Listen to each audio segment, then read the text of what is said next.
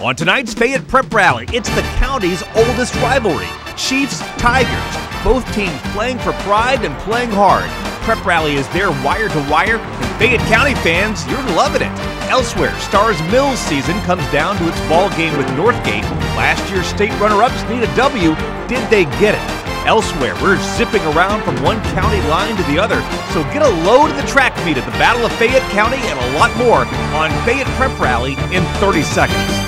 I'm failing. No big deal. What about college? Face it, I'm not getting into college. Fighting doesn't work. We can't let him keep failing. Maybe he'll outgrow it. It's not just a phase. You saw his report card. Ignoring it doesn't work. Ma, I said I'd do better. Saying it and doing it are two different things. Punishment doesn't work. What does work is a Huntington Learning Center. By improving basic skills, we build motivation and confidence, and kids look forward to learning. Call 1-800-CAN-LEARN today. Your child can learn.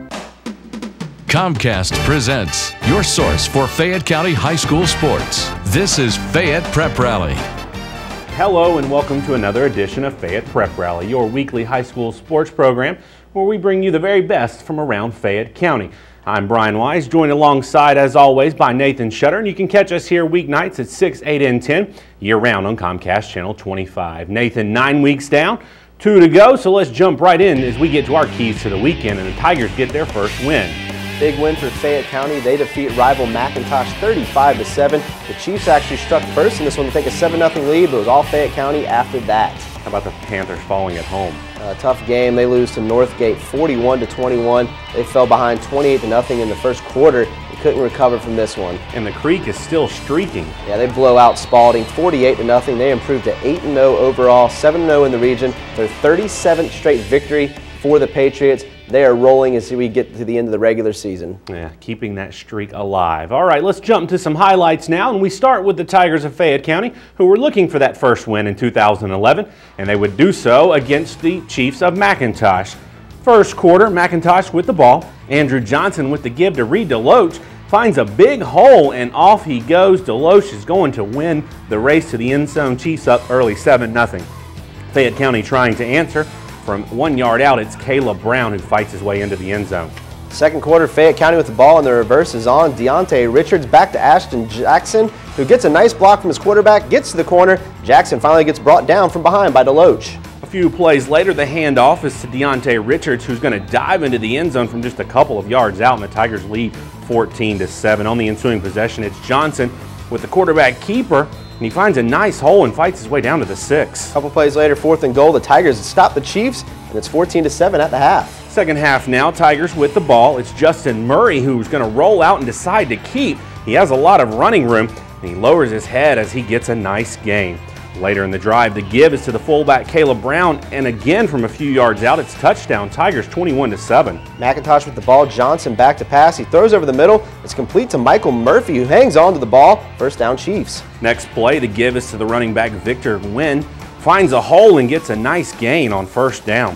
Fourth quarter, same drive, 4th and goal again for the Chiefs. Johnson rolls to his right but gets brought down from behind, and the Tigers defense holds. On the very next play, the give is from Murray. It's to Trevus Edwards, who finds a hole, breaks a tackle, wide open field in front of him. It's going to be a foot race to the end zone, and Edwards with one man to beat. Touchdown Tigers, 83 yards on the run for Edwards. Fayette County rolling at this point 28-7. And then after a McIntosh fumble, the Tigers add one more, go on to win this one for the first time of the year, 35-7.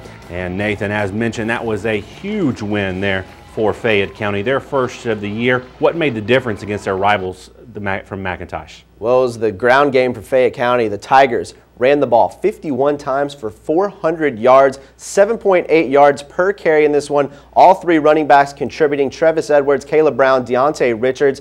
They only attempted one pass. It was a completion for 3 yards, but it was all about the ground game in this one. 400 yards, just an incredible effort. They said, McIntosh, try and stop us. The Chiefs could not. Fayette County gets their first win of the season. Big win for the Tigers. Yeah, huge win, and they did it in convincing fashion. All right, back to the highlights. And it was senior night for the Starr's Mills Panthers, who were trying to win their third straight. A tall task to do so against the Northgate Vikings. The Vikings would get things started quickly in this one. Britt Mastuka drops back to pass, throws a bullet Over the middle to a wide open Brandon Faison, who takes the ball 57 yards into the end zone. Northgate up early, 7-0. Northgate with the ball again inside the red zone. It's Mistuka again to Faison, who manages to get his toes in on the catch, and the Vikings lead 14-0. After a 3-and-out for the Panthers, Northgate again on the move. This time the handoff is to Peyton Usher. Tries to make it outside, decides to redirect all the way across the field. 34-yard touchdown for the Vikings. Northgate in control, 21-0.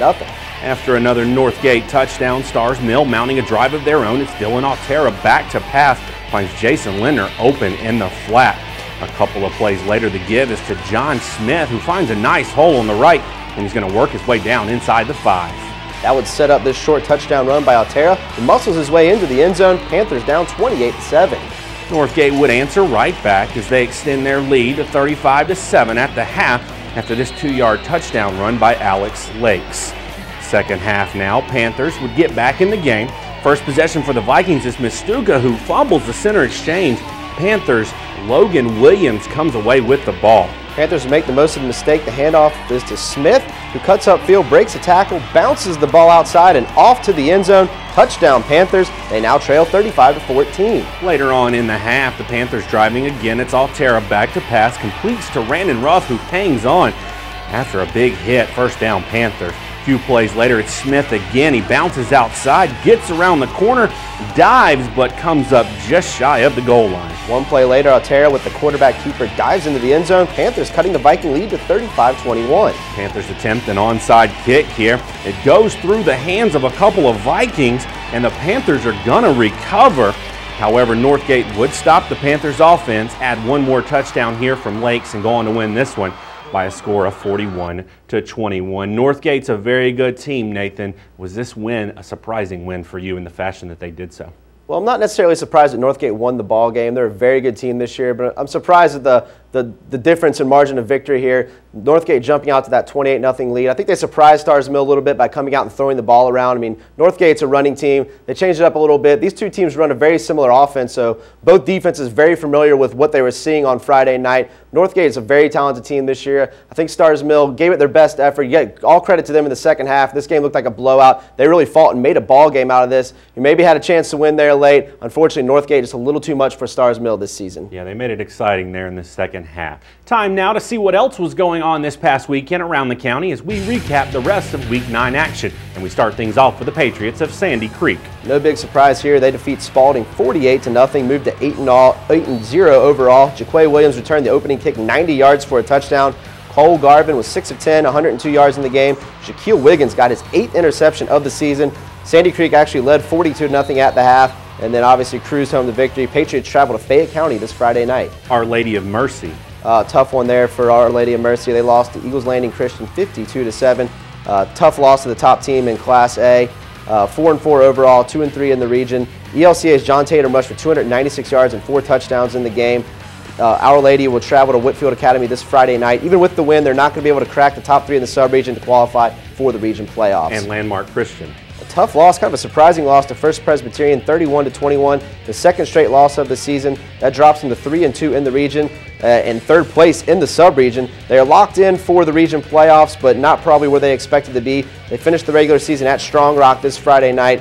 Looks like Landmark will probably travel to Wesleyan for their region playoff game here in a couple of weeks. All right. Now, they're no longer in the same region, but there's a big game this weekend between Fayette County and Sandy Creek. Yeah, I think it's going to be a real fun game. Hopefully, Fayette County hosting Sandy Creek. They're not in the same region anymore, but same county. County bragging rights on the line. Should be a really good game. Hopefully, Fayette County can build a little momentum off their win this past week, but they're going to have to be able to throw the ball against Sandy Creek. They can't be one-dimensional. The Sandy Creek defense is too tough. They will shut down the run. So Fayette County going to have to throw the ball just a little bit to loosen up the defense to have a chance. But hey, remember, this game was only a 10-0 win for Sandy Creek last year, so anything can happen on a Friday night. Yeah, when rivals get together, it's always fun. Let's take a look at some of the standout performances from this past week in our Building Block segment brought to you by the Huntington Learning Center. And first up is Caleb, Alabama Brown. They call him Alabama. I talked to Coach Phillips earlier today, the running backs coach over at Fayette County, says his running style reminds him a bit of Trenton Richardson over at Alabama. Not fast, but hits the hole really quickly and runs hard, requires multiple tacklers to bring him down. He's actually heading to Alabama as a student, has a 4.0 GPA. He's going to try and walk onto the football team, and Coach Phillips said he wouldn't be surprised if he eventually makes it on the roster. How about Reid Deloach from McIntosh? A good game for Reid. He had the lone touchdown for the Chiefs, a 47-yard touchdown run to give them that early 7-0 lead. Also plays a part on defense as well for the Chiefs. Good game offensively. It's probably tough getting a guy like him too many touches on offense, given his defensive duties, but a great run there for Reid to score a touchdown for McIntosh. And Trevus Edwards.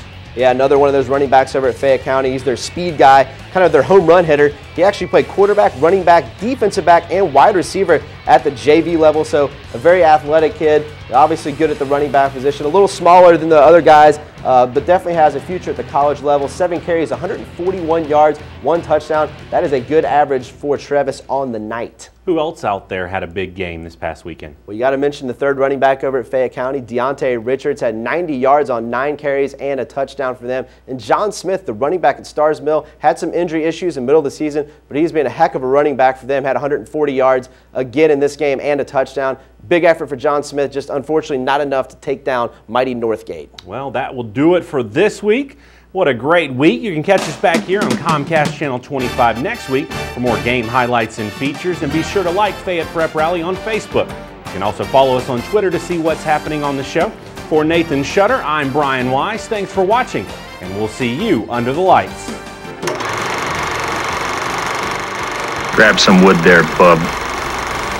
I'm failing. No big deal. What about college? Face it, I'm not getting into college. Fighting doesn't work. We can't let him keep failing. Maybe he'll outgrow it. It's not just a phase. You saw his report card. Ignoring it doesn't work. Ma, I said I'd do better. Saying it and doing it are 2 different things. Punishment doesn't work. What does work is a Huntington Learning Center. By improving basic skills, we build motivation and confidence, and kids look forward to learning. Call 1-800-CAN-LEARN today. Your child can learn.